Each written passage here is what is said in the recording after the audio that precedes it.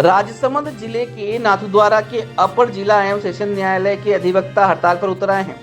वकील 2 दिन पूर्व पुलिस और साथी वकील के मध्य हुई मारपीट की घटना में अधिवक्ता के खिलाफ मुकदमा दर्ज करने का विरोध कर रहे हैं। वकीलों ने बताया कि 21 जुलाई को रात में 5 एमबीसी के जवानों द्वारा बाइक को खड़ी नहीं करने की बात को लेकर एक अधिवक्ता के साथ मारपीट की गई, जिसकी शिकायत नाथद्वारा थाने पर उसी रात में दे दी गई, लेकिन पुलिस ने एफआईआर दर्ज नहीं की और एमबीसी के जवानों को बचाने के लिए उनकी तरफ से 22 जुलाई की रात में दी गई रिपोर्ट पर एफआईआर दर्ज कर 23 तारीख को दोनों अधिवक्ताओं को गढ़ से गिरफ्तार कर लिया और एक रात हिरासत में रखने के बाद 24 जुलाई को किसी अपराधी की तरह कोर्ट में पेश किया। हालांकि कोर्ट से न सिर्फ अधिवक्ताओं को जमानत मिली बल्कि कोर्ट द्वारा पुलिस को फटकार भी लगाई गई। इस मामले को लेकर बार एसोसिएशन ने अनुसंधान अधिकारी की बर्खास्तगी के साथ ही मारपीट के दोषी एमबीसी जवानों पर कार्रवाई की मांग की है।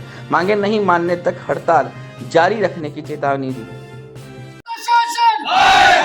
पुलिस वालों की गुंडागिर्दी नहीं चलेगी, नहीं चलेगी, पुलिस वालों की गुंडागिर्दी नहीं चलेगी, नहीं चलेगी। वकील एकता जिंदाबाद, वकील एकता जिंदाबाद।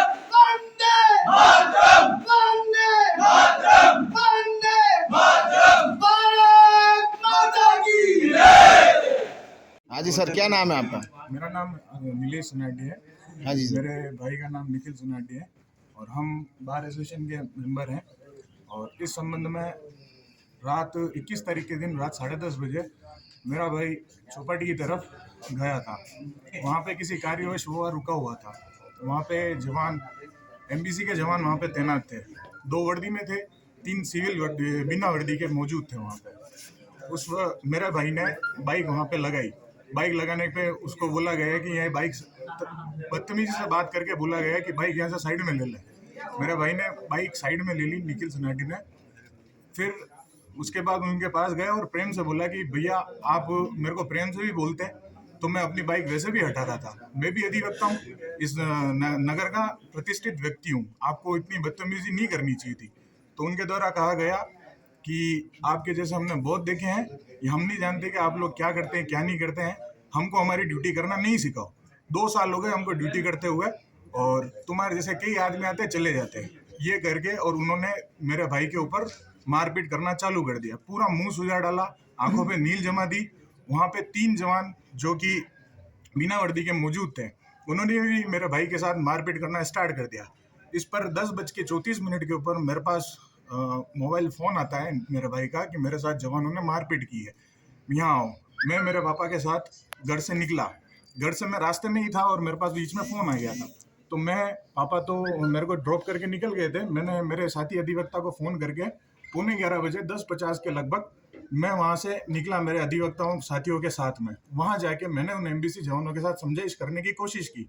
मेरी समझाइश ये थी कि भाई कानून के अंदर आपको पुलिस को मारने का अधिकार प्राप्त नहीं दिया गया। मैंने जो लीगल पॉइंट थे उन पॉइंट पे बात कही वहाँ पे कि आपको कानून में अधिकार नहीं है आप किसी भी अधिवक्ता के साथ मारपीट करें। अधिवक्ता तो छोड़ो, आप किसी भी आम जनता के साथ भी मारपीट नहीं कर सकते हो। कानून में आपको ये अधिकार कहीं भी प्राप्त नहीं हुआ है। इस पे उन्होंने विरोध करना स्टार्ट कर दिया। मैंने कहा देखो ये धार्मिक नगरी है, यहाँ पे टूरिस्ट प्लेस है। अगर आप यहाँ पे आम आदमी के साथ मारपीट करते हैं तो हमारे नगर की छवि को धूमिल करेंगे आप। यहाँ पे आते हैं बाहर के टूरिस्ट लोग, अब उनके साथ भी मारपीट करेंगे। और नाथद्वारा की इकोनॉमी टूरिस्ट की वजह से चलती है। नहीं, आपके साथ मारपीट हुई, आपके भाई के साथ मारपीट हुई, उसके बाद क्या किया आपने, ये बताएं। मैंने समझाइश की थी उनके साथ में। मैंने समझाइश करके ये बोला कि आपको किसी भी कानून में ये अधिकार प्राप्त नहीं है।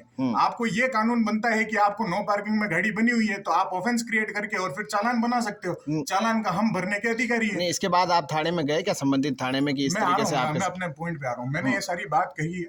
उसके बाद फिर वहां से वो लोग निकल गए। फिर हम सब साथियों ने कहा कि हमको ये एफआईआर थाने में परिवाद दायर करना चाहिए। तो हम वहाँ पे थाने में गए। थाने के अंदर हमारे साथ पहले तो हमारे को कागज और पेन भी अवेलेबल नहीं करवाया गया, क्योंकि उन्होंने देखा कि इनकी विभाग का ही मामला है। तो उस टाइम हमारे को फटकार लगाने की कोशिश की गई, पर हमने थोड़ा सा उनके ऊपर प्रेशर बनाया तो उन्होंने हमको कागज और पेन भी प्रोवाइड करवाया। प्रोवाइड करवाने के बाद हमने हमारा परिवाद रात को 11:15 के लगभग दर्ज करवाया। दर्ज करवाने के पश्चात हमको कहा गया कि हमने मेडिकल की मांग की गई, तो उन्होंने मेडिकल करवा दिया हमारा। उसके बाद हमने सोचा कि कार्रवाई की जाएगी। फिर अगले दिन 22 तारीख के दिन रात को 9:30 बजे एमबीसी के जवानों की तरफ से हमारे खिलाफ परिवाद दर्ज होता है, जो कि बिल्कुल बेबुनियाद है और झूठा मुकदमा है। 332, 353 और 34 की धारा में आईपीसी सेक्शन में हमारा मुकदमा दर्ज किया गया है, जो कि बिल्कुल बेबुनियाद है और झूठा मुकदमा है। हमने समझाइश करने की कोशिश की थी, उनकी कार्रवाई को छुपाने के लिए उन लोगों ने हमारे खिलाफ ये वाद दायर किया, परिवाद देके और एफआईआर उसको दर्ज कर दी। हमारी परिवाद पहले से मौजूद था, उसके बावजूद भी हमारे परिवार के ऊपर कोई कार्रवाई नहीं करते हुए पुलिस प्रशासन ने एक मत होते हुए जान करके वकीलों के खिलाफ कार्रवाई करने के हिसाब से उनका मानसिकता आ गई थी कि हाँ वकील के खिलाफ कार्रवाई करनी है। उन्होंने हमारे ऊपर कार्रवाई करी। मेरा एक्सीडेंट हो गया था, मैं घर पे बेड रेस्ट के ऊपर था। अगले दिन की घटना है, संडे के दिन की। मैं बेड रेस्ट पे था, मैं दिन में 12:30 बजे रेस्ट कर रहा था। तो पुलिस के जवान आए 3 और गेट नॉक करके और अंदर घुस के और पूरा माहौल बनाने की कोशिश की। मेरे को जबरदस्ती उठा के लेके जाए। मैंने उनको पूछा है, हर आम आदमी का अधिकार बनता है कि भाई पुलिस आपको घर पे लेने आती है तो पूछना चाहिए कि आपको किस ऑफेंस में लेके जा रही है। मैंने ये एक ही लाइन पूछी कि भैया मेरा ऑफेंस क्या, आप मेरे को ले जाने के किस हकदार हो। उन्होंने मेरे को कुछ भी नहीं बोला, मेरे साथ जोर जबरदस्ती की। मैं उठ के और मैं जो दिनचर्या के कर्म होते हैं उठने के बाद के, वो करने के लिए जाने लगा तो मेरे को फोर्सफुली रोका गया, मेरे साथ धक्का धूम की गई। मेरे हाथ पे लगी हुई थी, फिर भी उन लोगों को ये नहीं लगा कि बिल्कुल ये हाथ पे लगी हुई है, और मेरे साथ धक्का धूम करके और मेरे को गिरफ्तार करके ले गए। 12:30 बजे मेरे को नादरा थाने में पेश कर दिया गया और शाम तक 6 बजे तक की गिरफ्तारी नहीं बताई गई। मेरे अधिवक्ता गणों को पता चला था, अधिवक्ता गण उनके उच्च अधिकारी से भी मिलने गए थे। शाम 5 बजे की घटना, उन उच्च अधिकारियों से भी मिलने गए तो अधिवक्ताओं को पुलिस वालों द्वारा ये आश्वासित कर दिया गया है कि हमने गिरफ्तारी बता दी है और कागजी कार्रवाई सब कुछ कंप्लीट हो चुकी है। उसके बाद भी मेरी गिरफ्तारी 6 बजे के बाद की बताई गई है हम दोनों को, और फिर 24 घंटे के बाद हमको कोर्ट में पेश किया। 6 घंटे हमारी अवैध गिरफ्तारी रखी। अब हमारी यही है कि ये घटना आज हम अधिवक्ता के साथ हुई, जो कि हम नगर के प्रतिष्ठित व्यक्तियों की श्रेणी में आते हैं। उसके बाद ये घटना आप देखने वाले जनता आपके साथ भी हो सकती है। नगर में पधारे हुए जो भी वैष्णव लोग हैं उनके साथ भी ये घटना हो सकती है। हमारी नाथद्वारा की इकोनॉमी उन्हीं से चलती है। अगर ऐसी घटना नाथद्वारा में आए हुए वैष्णवों हमारे मेहमानों के साथ होगी तो नाथद्वारा का विकास कैसे होगा? नाथद्वारा की छवि धूमिल होगी। नाथद्वारा हमारे नाम से जो टूरिस्ट प्लेस के नाम से जाना जाता है, वो छवि को धूमिल करने का काम पुलिस प्रशासन द्वारा किया गया है। जो अधिवक्ता साथी थे वो चौपाटी पे थे। बाइक हटाने की बात को लेकर एमबीसी के जो जवान हैं, जो टेम्पल बोर्ड द्वारा लगाए गए, रात को 10:30 बजे दोनों अधिवक्ताओं के साथ बाइक हटाने को लेकर मारपीट कारित की गई। मारपीट कारित करने के बाद हमारे अधिवक्ताओं ने 21 तारीख के दिन ही रात्रि को 10:30 बजे नाथद्वारा थाने में जाके एक रिपोर्ट अपनी तरफ से दी कि एमबीसी के जवानों ने हमारे साथ मारपीट की। इससे बचने के लिए एमबीसी के जवानों को बचने के लिए 22 तारीख को रात्रि को 9 बजे यानी 23 घंटे के बाद अपनी तरफ से इस कार्रवाई से बचने के लिए एक एफआईआर दी। और एफआईआर देने के बाद भी रात्रि को 23 घंटे के बाद रात्रि को 22 तारीख को 9 बजे एफआईआर दर्ज होती है, जबकि 23 घंटे पहले हमारे अधिवक्ताओं के द्वारा दी गई एफआईआर पे आज दिनांक तक कोई कार्रवाई नहीं हुई है। दूसरी बात, एमबीसी के जवानों ने जो एफआईआर दी है 353 और 332 की, उसमें उन एमबीसी के जवानों का 22 तारीख को रिपोर्ट दर्ज होने के बाद भी 48 घंटे के बाद उनके मेडिकल की एक पर्ची लगाई जाती है, चार्जशीट की, ये जो केस डायरी पेश करते हैं उसमें, और अभी तक उस मेडिकल का कोई भी तहरीर और मेडिकल की जो जांच रिपोर्ट वो कल पेश नहीं की गई न्यायालय के सामने। इसलिए पुलिस को लताड़ा भी गया न्यायालय के द्वारा कि क्या आपने जो जिनकी एफआईआर दर्ज की उनका मेडिकल टाइम से क्यों नहीं कराया, और सिर्फ अखबार की अस्पताल की एक पर्ची लाके यहाँ पे जमा करा दी गई, क्या इससे केस प्रूव होता है? इस तरह से कोर्ट ने उनको फटकार भी लगाई है। इसके अलावा हमारे अधिवक्ताओं को 3 पुलिस के जवानों ने जबरदस्ती घर में प्रवेश करके, उनके घर में अवैध रूप से प्रवेश करके, जिन धाराओं में नोटिस देकर कार्रवाई हो सकती है उसमें जबरदस्ती अवैध रूप से गिरफ्तारी की, अवैध रूप से उनको गिरफ्तारी में रखा और 6 घंटे के बाद गिरफ्तारी बताई है। 6 घंटे अवैध रूप से हिरासत में रखा गया है।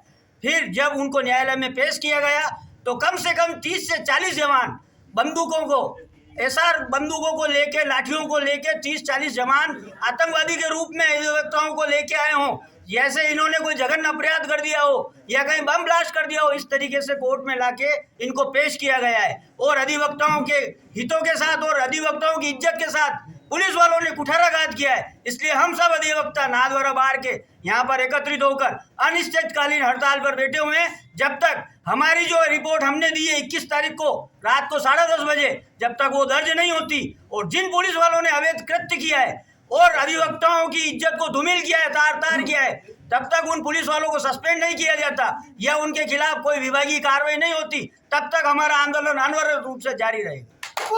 21/7/2023 की घटना है। शाम को हमारे अधिवक्ता चौपाटी पे गए थे कुछ काम से, जिसमें गाड़ी साइड में रखने के लिए कोई बातचीत हुई थी। पुलिस वालों ने, जो एसएमबी जो कमांडो है पुलिस वाले, उन्होंने साथ ज़बरदस्ती बदतमीजी की, गाड़ी हटा यहाँ से वो, फिर इन्होंने वहाँ से मारपीट चालू कर दी उसके साथ। फिर इन्होंने रात को 11 बजे रिपोर्ट भी दी, उसके बाद रिपोर्ट दर्ज नहीं हुई है। उसके बाद दूसरे दिन 22 तारीख को इन एसएमबी जवानों की रिपोर्ट दर्ज की और हमारे को सुबह ही रात दोनों अधिवक्ताओं को गिरफ्तार करके और पुलिस थाने में बैठा दिया। वहाँ पर जाने के बावजूद भी उन्होंने कहा हम अभी छोड़ रहे हैं, उसके बावजूद गिरफ्तार कर दिया। फिर न्यायालय में पेश किया, इसके बाद झूठा मामला बनाया गया और इनके खिलाफ कार्रवाई की जाएगी हम बाहर की तरफ से। नहीं, इस मामले को लेकर आपने किसी उच्च अधिकारी को इस बारे में जानकारी दी क्या? हमारे सीए साहब से भी बात हुई थी, उन्होंने आश्वासन दिया था हम ऐसे ही केवल कागजी कार्रवाई कर रहे हैं इसलिए बुलाया है, उसके बावजूद भी गिरफ्तार कर दिया। हमारे साथी अधिवक्ताओं को जो साथ दुर्व्यवहार किया है, धोखे से बुला के थाने में और उसके साथ अंदर फिट कर दिया दोनों भाइयों को। और ऐसा इसमें ऐसा हुआ है कि 21 तारीख के दिन रात्रि को 10